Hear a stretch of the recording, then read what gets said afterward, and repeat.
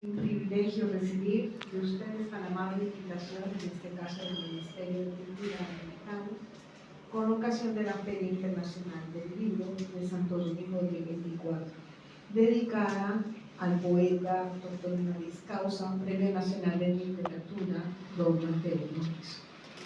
Aquí hoy realizaré la presentación del libro Claves Literarias del poeta Mateo Morris, tomo 1 de la colección Caleidoscopio, que recopila ensayos escritos de parte de su extensísima obra. La he estudiado con interés y he realizado un profundo análisis donde he encontrado algunas de las claves de este gran autor. Esas motivaciones que emergen del poeta desde la emoción, del pensamiento y el discurrir de una poesía enriquecedora, humanista, que se balancea entre la sensualidad de su visión al mundo, la memoria de la historia vivida, el sueño y los deseos terrenales, oníricos, del hombre quien en soledad se busca en el otro, en el impecable vuelo, en un espíritu etérico y carnal, para desde su propia dimensión encontrar la justa palabra donde columpia cada verso. En los versos del poeta Mateo Morrison podemos ser mariposas, esas que brotan desde su voz y desenroscando lenguas damos notas musicales al aire de sus versos, y todos los poetas después del sueño para despertar. Contexto histórico. Para todas aquellas personas que desconocen la trayectoria, que no es el caso porque es el poeta por excelencia de este país, poeta vivo por excelencia de este país, la trayectoria del poeta y en el contexto que él se ha desarrollado, indico con leves trazos su destacado lugar entre la historia de la literatura dominicana y en concreto la de los poetas del siglo XX y XXI.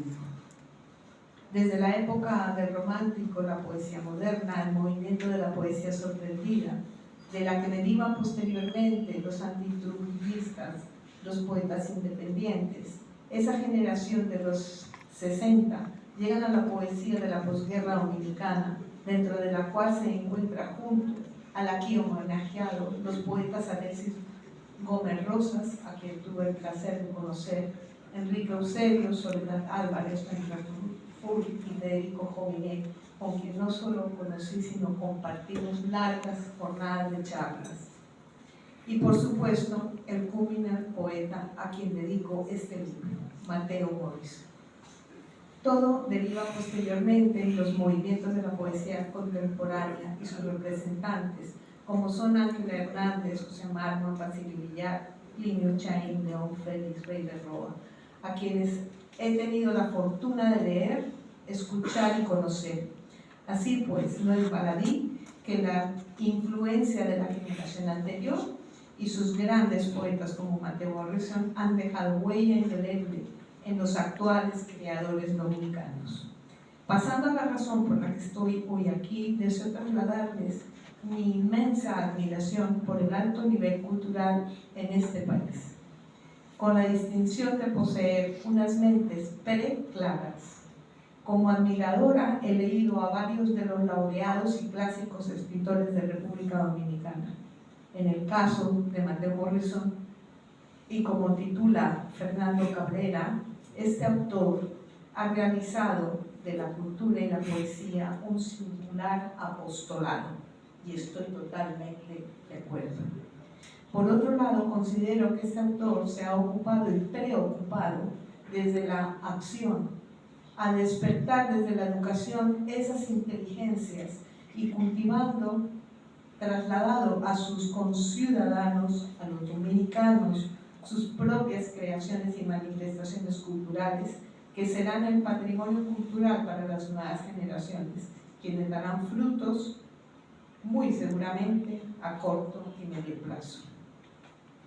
Es de todos conocido la extensa carrera en los campos de la cultura de este autor hoy homenajeado, con la Feria del Libro Internacional de Santo Domingo 2024, don Mateo Morris.